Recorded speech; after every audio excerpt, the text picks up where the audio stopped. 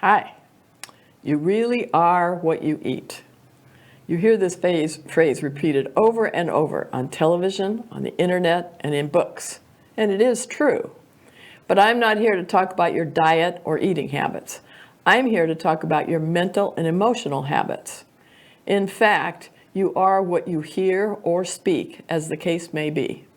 Because, in fact, whatever you focus on and absorb determines who you are and what your outcomes will be. And we all start out with an amount of mental and emotional food that has been fed to us so far, and that works for us either very well or not so much. We are product of what we have eaten or absorbed starting at a very early age.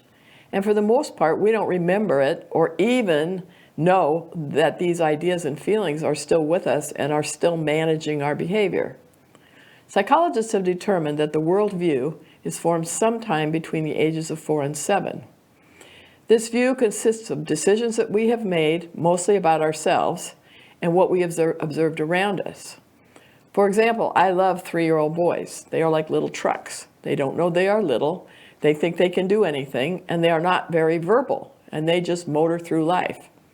However, at some point, our intrepid 3-year-old begins to encounter some obstacles and have some experiences that challenge his view of the world. For example, he wants to open a swinging door. He's seen other people open this door, so he knows it opens. So he trots over to the door and pushes on it, and it doesn't open. So he tries harder, pushes more, and the door still won't open. So he makes a decision. And the decision is not that the door is too heavy. The decision is that he is not strong enough. And this decision stays in his unconscious mind and affects his decisions for the rest of his life. Let me give you another example. Our 3-year-old wants a cookie. Mom isn't around, and he doesn't really want to ask her anyway because she might say no. And the cookie jar is on top of the refrigerator. So our little hero gets a chair, climbs up on the cabinet, then onto the refrigerator, and grabs the cookie jar. Then Mom swoops in. And what does she say? "Oh no, what are you doing? Get down from there. You're going to hurt yourself. You must never do anything like that again. If you want something, just ask me." So what does our boy decide? I guess I'm not supposed to solve problems on my own. I'm supposed to ask someone. Along with this goes a question in his mind about whether or not he can really do anything he wants because Mom just told him he can't. Now, before all the mothers in the world jump up and down and scream at me that it's their job to protect their children, please hear me out.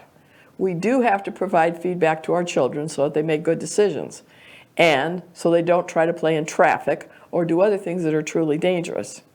It is how we provide the feedback that is important. For example, saying, "I see you wanted a cookie. What a smart, brave boy you are to figure out how to get that cookie. Good for you." However, the refrigerator is really high up, and if you fell, you might get hurt. So the next time you want a cookie, let's figure it out together, okay?